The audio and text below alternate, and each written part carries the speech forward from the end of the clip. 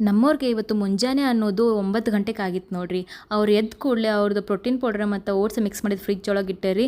ಅದಾದ್ಮೇಲೆ ನಮ್ಮ ಅತ್ತೆಯವ್ರು ಸ್ವಲ್ಪ ಪೂಜಾಕ್ಕೆ ಅಂತೇಳಿ ನಮ್ಮ ಮನೆ ಮುಂದೆ ಬೆಳೆದ್ರು ಹೂವನ್ನು ತೊಗೊಂಬಂದಿದ್ದರು ರೀ, ಅದನ್ನು ಶೂಟ್ ಮಾಡ್ಯಾರ ನೋಡ್ರಿ. ಅದಾದ ನಂತರ ಅವರ ವಾಕಿಂಗ್ ಅನ್ನೋದು ಮರೆಯೋದಿಲ್ಲ ರೀ.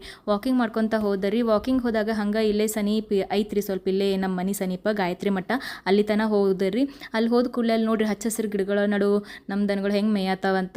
ಆಮೇಲೆ ಬಂದ ಕೂಡಲೇ ಅವರ ಓಟ್ಸ್ ಮತ್ತು ಪ್ರೋಟೀನ್ ಪೌಡರ್ ಮಿಕ್ಸ್ ಮಾಡಿದ್ದನ್ನು ನಾಷ್ಟ ಅಂತ ಮುಗಿಸಿದಿರಿ. ಆದ್ರೆ ಅವ್ರ ಹಸು ಇನ್ನೂ ಹೋಗಿರಲಿಲ್ಲ ರೀ.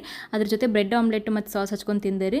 ನಮ್ಮದೇನು ಎಲ್ಲ ಕೆಲಸ ಮುಗ್ದಿತ್ತು ರೀ. ನಾವು ಪಿಕೋ ಮಾಡ್ತಾ ಕೂತಿದ್ನಿ ರೀ. ಹಂಗೆ ನಮ್ಮ ಅತ್ತೆಯವ್ರು ಬ್ಲೌಸ್ ಸ್ಟಿಚ್ ಮಾಡತ್ತಿದ್ರು. ಅದಾದಮೇಲೆ ಇವ್ರು ಎಂಟ್ರಿ ಕೊಟ್ಟರು, ಒಂದು ಮೂವಿ ಸ್ಟಾರ್ಟ್ ಮಾಡಿಬಿಟ್ಟೆ ರೀ. ಮೂವಿ ಹಚ್ಚಿದ ಕೂಡಲೇ ನಾವಂತೂ ನಮ್ಮೆಲ್ಲ ಕೆಲಸ ಬಿಟ್ಟು ಅವ್ರ ಜೊತೆ ಮೂವಿ ನೋಡ್ಕೊತ ಕೂತ್ಬಿಟ್ಟಿವ್ರಿ. ಅದಾದ್ಮೇಲೆ ಇವ್ರಂತೂ ನನಗೆ ಆರಾಮಿಲ್ಲ ಅಂತೇಳಿ ಅವ್ರು ಸಿಕ್ ಲೀವ್ ಹಾಕಿದ್ದೀರಿ. ಹುಬ್ಳಿ ತಿರ್ಗಾಡ್ಸ್ಕೊಂಬರೋಣ ಅಂತ ನಾನು ಕರ್ಕೊಂಡು ಹೋದ್ರಿ.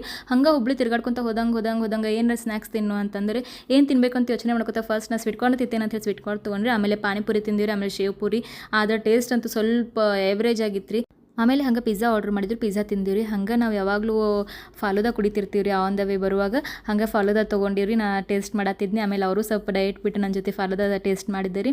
ಹಂಗೆ ಇಬ್ಬರು ಕೂಡ ಅದ್ರಾಗ ಮುಗಿಸಿ ನಮ್ಮ 3 ದಾರಿ ನಾವು ಹಿಡಿದೀವಿ ನೋಡ್ರಿ.